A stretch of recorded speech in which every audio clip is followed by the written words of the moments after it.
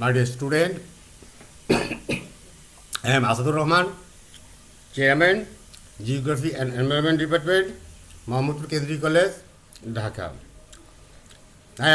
Now, I discuss with you emotion. আমি তোমাদেরকে এর আগে কয়েকটা ক্লাসে পড়াইছি মোটিভেশন, পার্সোনালিটি, এগুলো পড়েছি, কিন্তু আজকে আমি আলোচনা করব তোমাদের সাথে ইমোশন। আমরা প্রায় সময় বলে থাকি যে এই ইমোশন হয়েছ না, কোল ডাউন বন্ধু বান্ধবরা আমরা বলে থাকি। তো ইমোশন হলো একটা আভ্যন্তরীণ অবস্থা। ইমোশন হলো একটা আভ্যন্তরীণ অবস্থা। ভাষা যেখানে স্তব্ধ, আবেগ সেখানে প্রবল। মানুষের দৈনন্দিন জীবনের প্রতিটি কাজকর্মে এই আবেগের অনুভূতি রঞ্জিত। মানুষ জীবনে প্রতিদিন দৈনন্দিন জীবনের প্রত্যেকটি কাজের সাথে ইমোশন অনুভূতিতে রঞ্জিত। কি ইমোশন? সেই ইমোশনটা হলো, আমি একটা কাজ করতে যাচ্ছি, আমি তোমাদের সামনে আজকে লেকচার দিচ্ছি। তোমরা বাড়ি থেকে, বাসা থেকে কলেজে আসছো, ক্লাসরুমে বসছো, অথবা আজকের এই অনলাইন যুগে আমি তোমাদেরকে অনলাইনে ক্লাস দিচ্ছি, তোমরা যার যার ল্যাপটপ অথবা স্মার্ট মোবাইলে বসে আছো। হোয়াই? আমি লেকচার দিচ্ছি কেন অনলাইনে, আর তোমরাও বা কেন যার যার ল্যাপটপ বা মোবাইল নিয়ে তোমরা দেখতেছ? হোয়াই? এখানে কাজটা হলো, এখানে একটা ইমোশন কাজ করছে। সেই ইমোশনটা কি? যে আমার টিচার লেকচার দিচ্ছে, আমি সেই লেকচার শুনবো, জ্ঞান অর্জন করব। এটা হলো ইমোশন। আর তোমার মধ্যে যদি ওই ইমোশনের সৃষ্টি না হয়, যে আমি পড়াশোনা করবো না, জ্ঞান অর্জন করবো না, আমার ভালো লাগে না, আমার যা খুশি তা করবো, এটা হলো আরেকটা ইমোশন। তুমি যে পড়াশোনা করবে না, জ্ঞান অর্জন করবে না, বা অন্য একটা কাজ করবে, এটাও একটা ইমোশন। ইমোশনের ভিত্তিতেই তুমি এই জ্ঞান অর্জন না করে তুমি অন্যদিকে অন্য কাজ করছো। আবার যারা জ্ঞান অর্জনের উদ্দেশ্যে ভিতরে যখন ইমোশন সৃষ্টি হবে, যে স্যার ক্লাস দিচ্ছেন, আমি ক্লাস শুনবো, জ্ঞান অর্জন করবো, তখন এটা কিন্তু আরেকটা ইমোশন। আর ওই ইমোশনের ফলে তুমি তোমার ল্যাপটপের সামনে বা মোবাইলের সামনে বসে তোমরা গভীর মনোযোগ দিয়ে কথা শুনতেছ। এটা কিন্তু ইমোশনের একটা ফল। আর ইমোশনটা কি? ইমোশন ছাড়া কোনো মানুষই দৈনন্দিন জীবনে কোনো কাজ করতে পারে না। আবেগিক মানুষ হয়ে ওঠে শুষ্ক, নিরানন্দ এবং উপাত্তহীন। আবার এখানে দেখতে হবে, এই আবেগে বা ইমোশনের কারণে আমরা যে ভালো কাজগুলো করছি, যদি অতিরিক্ত আবেগ আমাদের মধ্যে সৃষ্টি হয়, ওইটাকে যদি আমরা নিয়ন্ত্রণ করতে না পারি, তাহলে কিন্তু জীবনে অনেক বিপদ ডেকে আসবে। কেন? তোমার জীবনে মনে করো যে তোমরা ছেলে মানুষ, উঠতি বয়স, তোমাদের গ্রোথ যেভাবে ভালো, তোমাদের ইমোশনটাও ওই গ্রোথের সাথে উপরে ওঠে। এই অবস্থায় যদি তোমার মা বাবা বা টিচার বা তোমার এনভায়রনমেন্ট বা প্রতিবেশী যারা আছে, তারা যদি তাদের দ্বারা যদি তুমি তোমার আঘাত পেয়ে থাকো, তাহলে তোমার ইমোশনটা এমনভাবে বেড়ে যাবে, বা তুমি ইচ্ছে করে এমনভাবে বেড়ে যাবে, সেখানে আত্মহত্যার মতো ঘটনাও ঘটতে পারে। থাকবই না দুনিয়াতে। আমাকে আব্বু এই কথা বলছে, আমি আর থাকবো না, মরে যাব। এটা কিন্তু ইমোশনের একটা রেজাল্ট। যাই হোক, আমরা ইমোশন অবশ্যই আমাদের মধ্যে থাকবে। ইমোশন ছাড়া মানুষ তার দৈনন্দিন জীবনে কাজ করতে পারবে না। হ্যাঁ, তাই ইমোশনটাকে আমরা সঠিকভাবে নিয়ন্ত্রণ করতে হবে। যে কোনো ব্যাপারে হোক, যে কোনো ব্যাপারেই হোক, ইমোশনটাকে আমাদের নিয়ন্ত্রণ করতে হবে। আর ইমোশনটাকে নিয়ন্ত্রণ পারলে আমরা যে উদ্দেশ্যে কাজটা করতে যাচ্ছি সেই কাজটা অতি সহজে আমাদের জন্য করা হয়ে যাবে। যাই হোক, তোমার ইমোশন যে শব্দটি, এই শব্দটির ইংরেজিতে বলা হয় এটাকে ইমোশন। আর এই শব্দটি এসেছে ল্যাটিন শব্দ ইমুভিয়ার থেকে, যার অর্থ হইল উত্তেজিত অবস্থা। হ্যাঁ, রাইট। তোমার ইমোশন মানেই উত্তেজিত অবস্থা। সেটা উত্তেজিত অবস্থাটা অনেক প্রকার হতে পারে। মারামারি করার সময় উত্তেজিত, এভাবে উত্তেজিত হয় তাকে অন্যরা পর্যন্ত তো আশা নিয়ন্ত্রণ করতে পারে না। আবার তুমি যদি একটা ভালো কাজ করার জন্য ইমোশন তৈরি করো, তাহলে তোমাকে ওই ভালো কাজটা করার জন্য তোমার যে প্রতিকূলতা আছে এগুলা অটোমেটিকলি কাটায় যেতে পারবে। যাই হোক, আমরা আজকে মনোবিজ্ঞানীরা ইমোশন বলতে কী বুঝিয়েছেন সেটি আমরা আলোচনা করব। সেটা হলো প্রত্যেক বস্তুর যে দৈহিক সংবেদন সৃষ্টি করে তাই হলো আবেগ বা ইমোশন। প্রত্যেক বস্তুর প্রত্যক্ষণ যে দৈহিক সংবেদন সৃষ্টি করে তাই হলো আবেগ, প্রত্যক্ষণ। তাহলে এখানে কী দেখা যাচ্ছে? আমি প্রত্যক্ষণ মানে একটা জিনিস দেখলাম, আমার চোখ দিয়ে দেখলাম একটা জিনিস, আমি আমার চোখ দিয়ে দেখলাম বা প্রত্যক্ষ করলাম। প্রত্যক্ষণ করার মধ্যে আমার মধ্যে একটা ইমোশন সৃষ্টি হবে। সেই ইমোশনটা কি? সে আমি আমার সামনে দিয়ে একটা খুব সুন্দরী একটা মেয়ে যাচ্ছে, তো আমি এটাকে দেখলাম। দেখার পর আমার মধ্যে একটা ইমোশন তৈরি হবে। আর আমি যদি ওই মেয়েটাকে না দেখতাম তাহলে আমার মধ্যে কোনো ইমোশন সৃষ্টি হইতো না। আবার একটা ভিক্ষুক মহিলা ভিক্ষা করছে, মহিলাটা, তাকেও আমি দেখলাম। তাকে দেখার পর আমার মধ্যে আবার একটা ইমোশন সৃষ্টি হবে যে তাকে কিছু দান করার জন্য। তাহলে প্রথম মেয়েটাকে যে দেখলাম, সুন্দর মেয়েটা, সেটার জন্য কিন্তু দানের জন্য আমার মধ্যে ইমোশন সৃষ্টি হয় নাই। ইমোশন তখন সৃষ্টি হচ্ছে মেয়েটার সাথে কথা বলার জন্য, দান করার জন্য। দানের কোনো ইমোশন তোমার মধ্যে সৃষ্টি হয় নাই। আর ওই বৃদ্ধ মহিলাটাকে দেখে তুমি এটা আমরা প্রত্যক্ষ করে দেখে করার পর আমরা ওই বৃদ্ধ মহিলার সাথে গল্প করার জন্য আমাদের মধ্যে ইমোশন সৃষ্টি হয় না। কী সৃষ্টি হয়? যে ওকে কিছু দান করার জন্য একটা ইমোশন সৃষ্টি হয়, সে যাতে ভালো মানে আজকের দিনের মতো খেতে পারে। তাহলে দেখো, একটা মহিলা কিন্তু একটাই, একটা হলো মহিলা, একটা হলো দুটি মহিলা, বয়স্ক মহিলা একটা ভিক্ষুক আর সুন্দর একটা মেয়ে স্টুডেন্ট মনে কর। তাহলে একই নারীকে দেখে তোমার মধ্যে দুইটা ভিন্ন ইমোশন তৈরি করতে পারে, তৈরি হবে।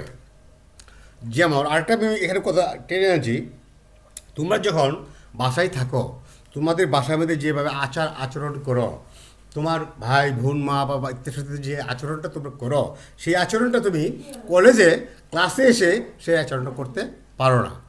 এখানে দুইটা কারণ আছে। বাড়িতে থাকার পর যে ইমোশনটা তোমাকে কাজ করছে, সেই ইমোশনটা ক্লাসে এসে ইমোশনটা সে তৈরি হবে না। অর্থাৎ তুমি এই ইমোশনটাকে নিয়ন্ত্রণ করতে পারছো, রাইট? আচ্ছা, আবার মনোবিজ্ঞানী ম্যাকডুগাল উনি বলছেন যে আমাদের সব রকম আচরণের চিন্তার মূলে রয়েছে কতগুলি সহজাত প্রবৃত্তি। প্রতিটি সহজাত প্রবৃত্তির সাথে সংশ্লিষ্ট রয়েছে এক একটি করে আবেগ।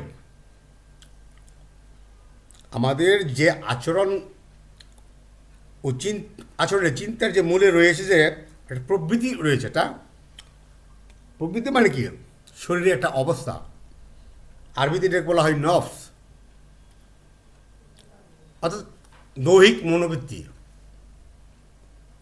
তাহলে আর এই দৈহিক প্রবৃত্তিটা প্রত্যেকটি সহজাত প্রবৃত্তির সাথে সংশ্লিষ্ট রয়েছে বলে একটি আবেগ কাজ করে।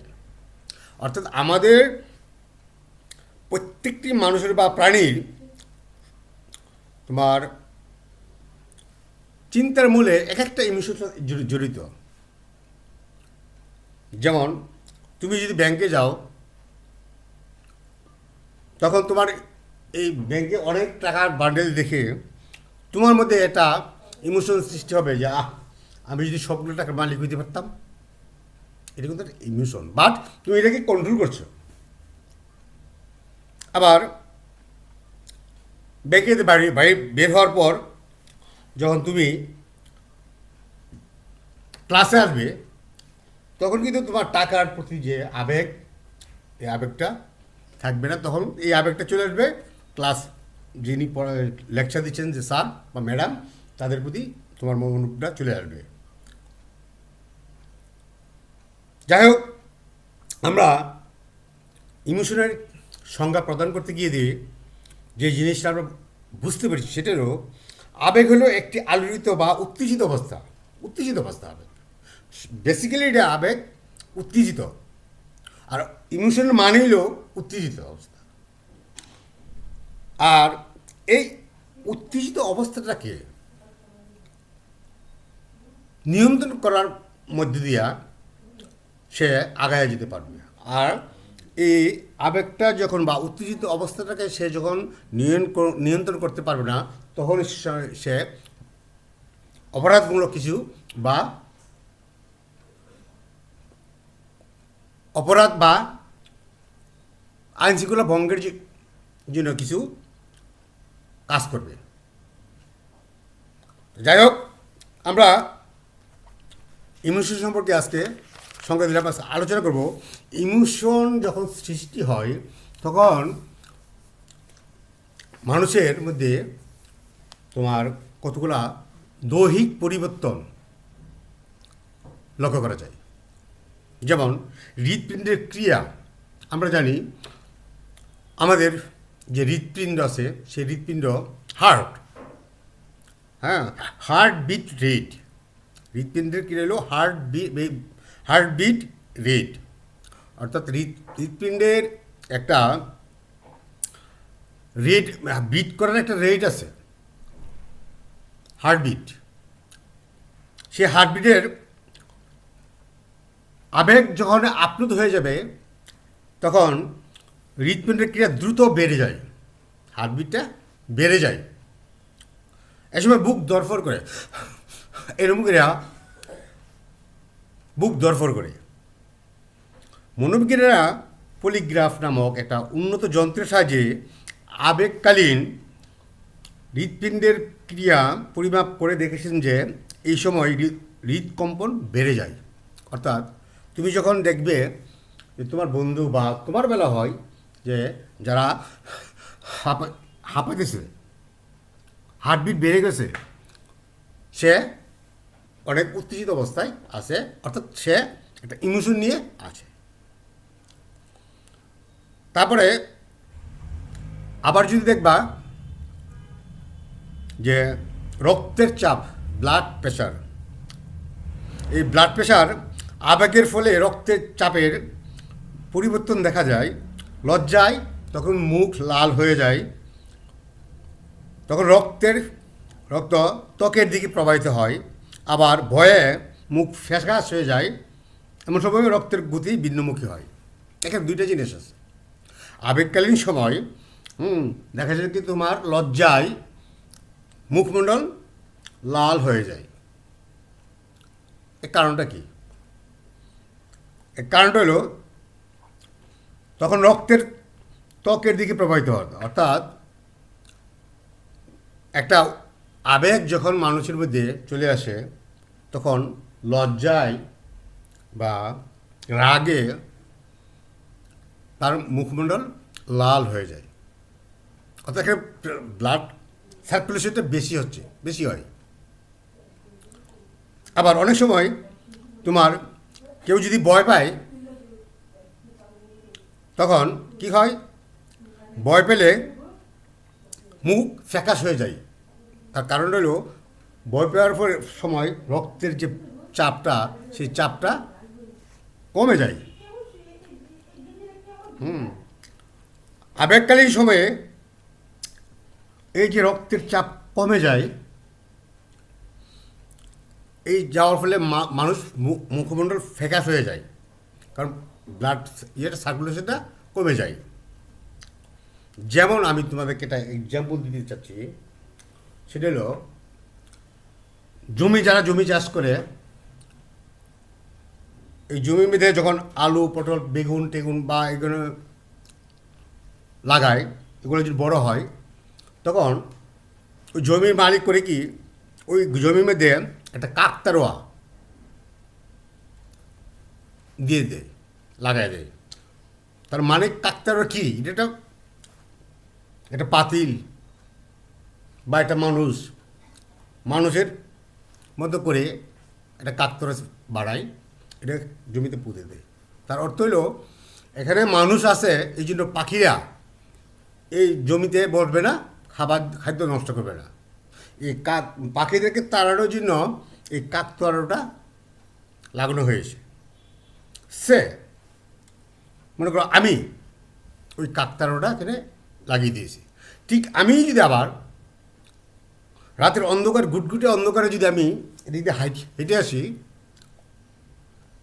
হঠাৎ করে যদি কাকতারোয়াটা আমার চোখের সামনে চলে আসে, তখন দেখবো যে বাতাসে কাকতারোয়াটার যে হাত নড়তেছে, মনে হয় যেন আমাকে ডাকতেছে। তখন আমি কী করবো, এই অবস্থায় আমি আমার চোখ মুখ ফ্যাকাশ হয়ে যাবে, মুখটা ফ্যাকাশ হয়ে যাবে। অনেক ঘটনাই ঘটে এরকম।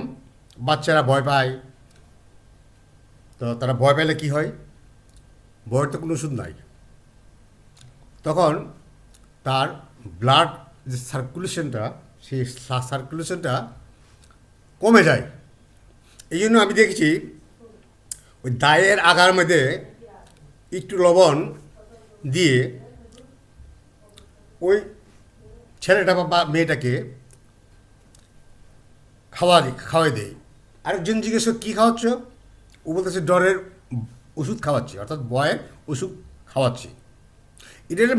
এটা কি সাইকোলজিক্যাল মেথড।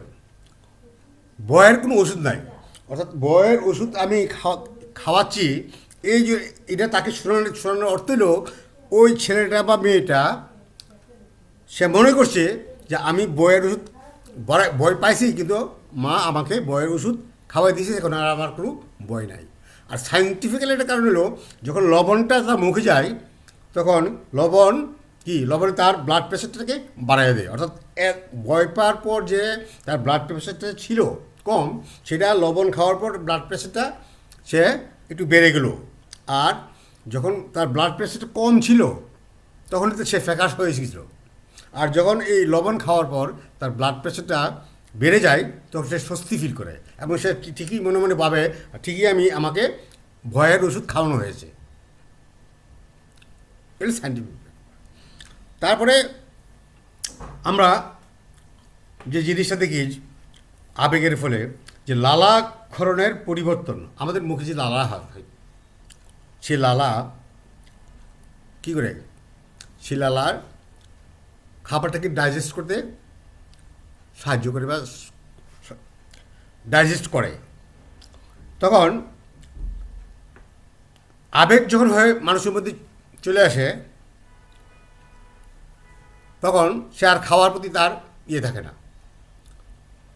ইন্টারেস্ট থাকে না, হয়ে থাকে না। সে উত্তেজিত অবস্থায় যায়, উড়ে মারবে, ওকে মারবে, এই করবে, সেই করবে, উত্তেজিত অবস্থায় ওই সময় তার জিহ্বা, গলা ইত্যাদিতে রক্তক্ষরণ বন্ধ হয়ে যায়, অনেক সময় তার মুখ শুকিয়ে যায়। এ হলো লালাগ্রন্থির ব্যাপার। আর এরপরে আমরা দেখি শ্বাস প্রশ্বাসের পরিবর্তন দেখি। তীব্র উত্তেজনায় শ্বাস প্রশ্বাসের গতি বেড়ে যায়। আবার দুঃখের সময়ও আমরা দীর্ঘশ্বাস ফেলি। যেমন দুঃখের সময় বাবা মারা গেল, বা ভাই মারা গেল, বা অমুক প্রতিবেশী মারা গেল, তার জন্য কষ্ট হচ্ছে, এই জন্য সে দীর্ঘ নিঃশ্বাস ছাড়ে, দীর্ঘ নিঃশ্বাস ছাড়ে। আবার তোমার তীব্র উত্তেজনার সৃষ্টি হয়, তখনও তার শ্বাস প্রশ্বাসের গতি বেড়ে যায়। তারপরে দেখো লুমের প্রতিক্রিয়া। তীব্র আবেগের সময়, অর্থাৎ আবেগটা যখন তীব্রতর অবস্থায় গিয়ে পৌঁছে, তখন স্বয়ংক্রিয়ভাবে স্নায়ুতন্ত্রের ঘর্মগতি, যে ঘাম বেরোয় আমাদের, যে শরীরে যে আছে লুমকূপ আছে, সেই লুমকূপ দিয়ে তোমার ঘামের গ্রন্থিগুলি উপর প্রভাব বিস্তার করে এবং শরীরে ঘাম বেড়ে যায়। আমি একজনের সাথে ঝগড়া করলাম, মারামারি করতে যাচ্ছি, লোকজন বাধা দিচ্ছে, আমার আবেগটা তীব্র, তখন আমার শরীর থেকে প্রচুর পরিমাণ ঘাম বের হবে। অন্য সময় এই ঘামটা বের হবে না। অর্থাৎ এক একটা সময় এক একটা জিনিস সিমটমে দেখা দিবে। কেমন? যে মারামারি করার সময় শরীর থেকে ঘাম বের হয়, কিন্তু যখন পরীক্ষার সামনে পড়তে বসি তখন কিন্তু শরীর থেকে ঘাম বের হয় না। দুই কন্ডিশন। আবার পাকস্থলী ও অশ্রিক অন্ত্রের ক্রিয়া, সেটা হলো কি, তীব্র আবেগে পাকস্থলী ও অন্ত্রের ক্রিয়া বন্ধ হয়ে যায়। আবার এর সাথে স্পিটিনার মাংসপেশির অনৈচ্ছিক শিথিলতা আসে, যার ফলে তীব্র আবেগ বা ভয়ে মানুষ মূলমন্ত্র ত্যাগ করে ফেলে। যেমন আমরা বাচ্চাদেরকে যদি দমক দেই, সে ভয়ে প্রস্রাব পায়খানা করে দেয়, ভয়ে। দেখো নাই, যখন দমক দেবো সে এই বাচ্চাটা ভয়ে প্রস্রাব করে দেয়। তার কারণ কি? তার কারণ হলো যখন তীব্র আবেগে পাকস্থলীকে বন্ধ হয়ে যায় না, এর সাথে মাংসপেশির শীতলতায় আসে, অর্থাৎ এই ছেলেটা বা এই বাবুটা, তাকে দমক দেওয়ার পরে সে ভয় পায়। আর এই ভয় পেলে তার পাকস্থলী ক্রিয়া বন্ধ হয়ে যায়, আর তখনই সে প্রস্রাব বা পায়খানা করে দেয়। এটা হলো আবেগের একটা রেজাল্ট। তারপরে আমরা কণ্ঠস্বর পরিবর্তন হতে দেখি। আমি তোমাদেরকে যে কণ্ঠস্বর নিয়ে বা যেই কথাগুলো বলতেছি তোমাদের সামনে, আমার যে এখনকার তোমার কণ্ঠস্বর, আমি যদি আবার বাইরে গিয়ে কারোর সাথে মারামারি করি, তখনকার যে কণ্ঠস্বর এক হবে না। কারণ এখন আমি তোমাদেরকে পড়াচ্ছি বা তোমাদের সাথে কথা বলতেছি, এটা আবেগের মাধ্যমে যদি করছি, কিন্তু সেই আবেগটা আমি নিয়ন্ত্রণ রেখে কথা বলছি। আবার যখন আমি উত্তেজিত হয়ে কারোর সাথে মারামারি করতে যাব বা কারোর সাথে ঝগড়াঝাড়ি করতে যাব, তখন কিন্তু ওই আবেগটা কন্ট্রোলের বাইরে চলে যায়। আবেগ দুইটাই সৃষ্টি হয়, একটা হলো তীব্র আর একটা হলো শান্ত, নর্মাল। তারপর চোখের তারার পরিবর্তন। অনেকে বলে যে আমি চোখে তারা দেখতেছি। আসলে কি চোখে তারা দেখে মানুষ? হ্যাঁ দেখে, রাত্রিবেলা আকাশের দিকে তাকালে তারা দেখে, কিন্তু দিনের বেলা তো তারা দেখা যায় না। তাহলে কেন বলা হয় যে আমি চোখে তারা দেখতেছি? অর্থাৎ এখানে কাজটা হলো আবেগের সময় চোখে তারার প্রসারণ ও সংকুচন ঘটে। যেমন চোখের যে তারা আসে, চোখের তারা বলতে যে চোখের যে ভিতরে যে লেন্সটা আছে, ওই লেন্সটার তোমার সংকুচন এই সম্প্রসারণ হয়, আর এই সংকুচন সম্প্রসারণের জন্যই চোখে মানুষ তারার মতো জিনিস দেখে। এটা আবেগের একটা রেজাল্ট। তারপরে আছে অনেকগুলো আছে আরও, যেমন মনে করো এন্ড্রিলার পেশি কাঁপুনি বেড়ে দেয়, শরীর কাঁপতে থাকে। তারপরে তোমার গ্লুকোজের আকারে রক্তের ভিতরে ছেড়ে দেয়, এর ফলে শর্করার ভাগ বেড়ে যায়। অ্যাড্রিনালিন অ্যাড্রিনালিন তাড়াতাড়ি রক্ত জমাট বাঁধতে সাহায্য করে। এতে ক্ষতস্থান দিয়ে রক্ত পড়া শীঘ্রই বন্ধ হয়ে যায় এবং যে কোনো জরুরি অবস্থায় এর প্রয়োজন খুব বেশি। এটা হচ্ছে আবেগেরই রেজাল্ট। তো যাই হোক, আমরা এই আবেগকালীন সময়ে, আবেগ কাকে বলে, আবেগের কালীন সময়ে আমাদের যে দৈহিক পরিবর্তনগুলো হয়ে থাকে, এই বিষয়গুলি আমরা কিছুটা জানতে পারছি। আমরা যদি এই আলোচনা থেকে সংক্ষিপ্তভাবে কিছু বলতে যাই, তাহলে আমরা বলবো যে আবেগ উদ্রেক হলে নানাবিধ শারীরিক পরিবর্তন ঘটে, আর এইসব পরিবর্তনের ফলে মানুষ তার স্বাভাবিকতা হারায়। আবেগপ্রবণ হয়ে ক্রোধের বশে, মত্ততার বশে, পানীয় দ্রব্য আসক্তির স্রোতে মানুষ নিজকে সর্বনাশের দিকে ঠেলে দেয়। তাই আধুনিক সমাজে এর সুস্থতা সভ্যতা সুসভ্য মানুষ হিসেবে গড়ে ওঠার জন্য আমাদের আবেগকে নিয়ন্ত্রণ করার অভ্যাস অবশ্যই তৈরি করতে হবে। আর যে লোক তার আবেগকে নিয়ন্ত্রণ করতে পারবে না, তার জীবনে নেমে আসে দুঃখ দুর্দশা। তো যাই হোক, আমরা আজকে তোমাদেরকে আবেগ সম্পর্কে যে কথাগুলো বললাম,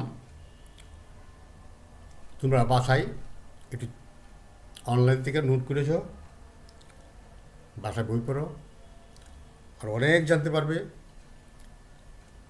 এবং তোমরা শুধু একটা কথা জেনে রেখো, শুধু পরীক্ষা পাস করাটাই কিন্তু মেধা না, জ্ঞানই না। শুধু পরীক্ষা পাস করাটাই যদি জ্ঞানই হইতো, তাহলে আইনস্টাইন, নিউটন, হ্যাঁ, ওই যে স্টিফেন হকিং, তারা কিন্তু কোনো ইউনিভার্সিটিতে পড়াশোনা করে নাই, বাট তারা ইন্টেলিজেন্ট, জ্ঞানী। আর জ্ঞানী হওয়ার জন্য তোমার রেজাল্টের সাথে জ্ঞানের কোনো সম্পর্ক নাই। রেজাল্ট, পরীক্ষার রেজাল্ট বা পরীক্ষা, এটা একটা মানুষের জীবনের একটা ধাপ, যে কাকে কে সামনে যাবে, তাকে তার একটা ধাপ হলো পরীক্ষার রেজাল্ট। কিন্তু প্রকৃতভাবে জ্ঞানের রেজাল্ট কিন্তু ওই পরীক্ষার রেজাল্ট দিয়ে মূল্যায়ন করা যায় না। যেমন আমি আজকে যে ক্লাসটা নিলাম, তোমরা ওই ক্লাসটা বুঝো নাই, কিচ্ছু বুঝো নাই, মুখস্থ করে ফেলছো, একদম হুবহু মুখস্থ করে ফেলছো। আর এই মুখস্থ জিনিস করেই পরীক্ষার হলে খাতা বেঁধে লিখে দিয়ে আসছে। তুমি যে খাতা বেঁধে লিখেছ, ওটার মানে কি, কী লিখছ, এটা তুমি বুঝতে পারছো না। তাই মুখস্থ করা বিষয় নিয়ে তোমার পরীক্ষায় যে রেজাল্টও বেরিয়ে দেয়, তোমাদেরকে জ্ঞানী বলা চলে না। তোমাকে জ্ঞান অর্জন করতে হলে মুখস্থ করার পরিবর্তে তোমাকে পড়তে হবে, বুঝতে হবে, জানতে হবে, এবং না বুঝলে এবং জানাওয়ালা লোকের কাছে যেতে হবে, যে জানে তার কাছে গিয়ে যেতে হবে। আর তখনই তুমি তোমার জ্ঞানটা বৃদ্ধি পাবে। তো যাই হোক, আমরা নেক্সট ক্লাসে তোমাদেরকে আমি আর একটা বিষয় নিয়ে তোমাদের সামনে আসবো। সেই পর্যন্ত তোমরা ভালো থাকো, ঘরে থাকো, মাস্ক ব্যবহার করো, স্বাস্থ্যবিধি মেনে চলো। Thank you.